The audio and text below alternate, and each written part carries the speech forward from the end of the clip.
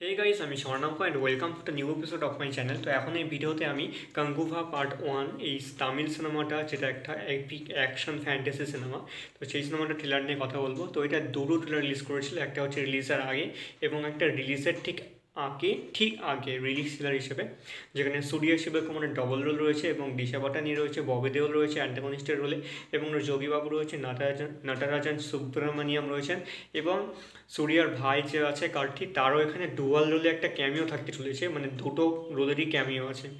সিনেমাটা ডিরেক্ট করেছে হচ্ছে শিবা, যিনি আন্নাতে বানিয়েছিলেন এর আগে রজনীকান্তের সাথে, এবং মিউজিক দিয়েছে দেবীশ্রী প্রসাদ। 14 নভেম্বর সিনেমাটা রিলিজ করে গেছে।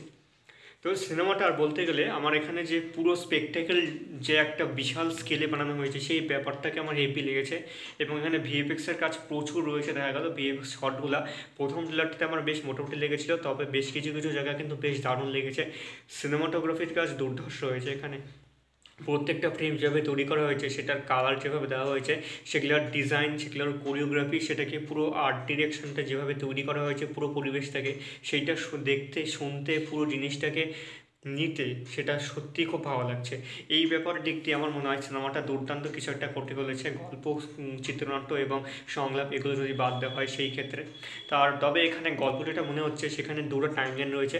একটা টাইমলাইনে যেটা পুরোটাই দেখানো হয়েছিল প্রথম ট্রেলারটাতে, রিলিজ ট্রেলারটাতে আরেকটা টাইমলাইনের ব্যাপার এখানে যে লুকটা রয়েছে সেটা দেখানো হয়েছে। তো দুটো লুকের মধ্যে আমার সম্ভবত মনে হয় প্রথম যে আগের অবস্থাটা রয়েছে, মানে সূর্যার যে লুকটা যেখানে দেওয়া হয়েছে সেই লুকটার মনে হয় অবস্থা এবং সেটার যে পুরো ব্যাপারটা যেখানে দেখানো হবে, যেইটাকে নিয়ে আসল গল্পটা, সেইটা মনে হয় আমার অনেক দূর পর্যন্ত যাবে এবং এটা অনেকটা পর্যন্ত দেখানো হবে। এবং তার সাথে তার যে আরেকটা লুক রয়েছে যেটা মডার্ন লুক, সেই মডার্ন লুকেরই মনে হয় দিশা পাটানি রয়েছে সেখানে, যার খুব অল্প রকম অবস্থান রয়েছে। এবং ববি দেওলকে আমরা এখানে অ্যান্টাগনিস্টের চরিত্রে দেখবো এবং তার লুকটাও কিন্তু এখানে দুর্ধর্ষ। এখানে ফেস অফ একটা নিঃসন্দেহ হবে এবং এই হয়তো এখানে দুটো দল রয়েছে যেগুলো পরস্পর বিরোধী, বা কোনো একটা কারণে হয়তো অন্য একটা দল তাদেরকে বিরোধী করে তুলেছে, এরকম হতে পারে। সেই জায়গাগুলো কিন্তু দুর্ধর্ষ। এখানে কুমিরের সাথে একটা জায়গা রয়েছে, সাপের সাথে একটা জায়গা রয়েছে এবং এখানে জঙ্গলের মধ্যে পুরো জিনিসটাকে যেভাবে তৈরি করা হয়েছে ওটা দুর্ধর্ষ রকমের। এবং সূর্যা এর আগে এই ধরনের কাজ আমার মনে হয় না সেরকম করেছে। স্টুডিও গ্রিন এই সিনেমাকে প্রডিউস করেছে এবং প্রডিউসার কিন্তু এখানে দারুণ রকম একটা ব্যাপার তৈরি করার চেষ্টা করেছে। দেখা যাক সিনেমাটা কতটা দুর্দান্ত হয়। সিনেমার টেকনিক্যাল দিক তো অবশ্যই ভালো এবং হিন্দিতে যে সংলাপগুলো যেখানে রাখা হয়েছে সেগুলো প্রথম ট্রেলারটাতে আমার একদমই ভালো লাগেনি, এই দিকটা পুরোটা নেগেটিভ আমার মনে হলো। এবং পরের ট্রেলারটাতেও সংলাপ খুব একটা ভালো নয়, সংলাপের দিক থেকে একদম ঠিকঠাক হয়নি। এবং হিন্দি ডাবিং যেটা রয়েছে সেই ডাবিংটা আমার মনে হয় আরও বেশি ভালো করা যেত।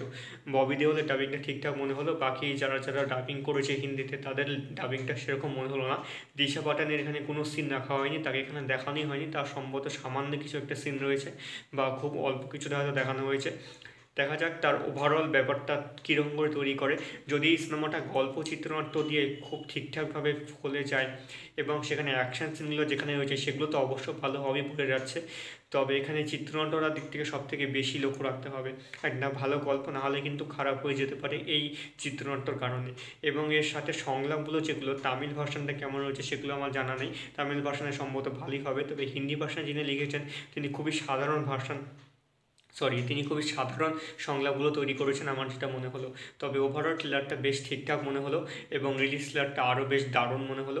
রিলিজ ট্রেলারের মধ্যে বেশ কিছু ট্রানজিশন রাখা হয়েছে, এই কাল এবং সেই কাল দুটো কালের মধ্যে কিছু অ্যাকশন সিনগুলোর মধ্যে, সেই ট্রানজিশনগুলো কিন্তু বেশ ভালোভাবে তারা এডিট করেছে।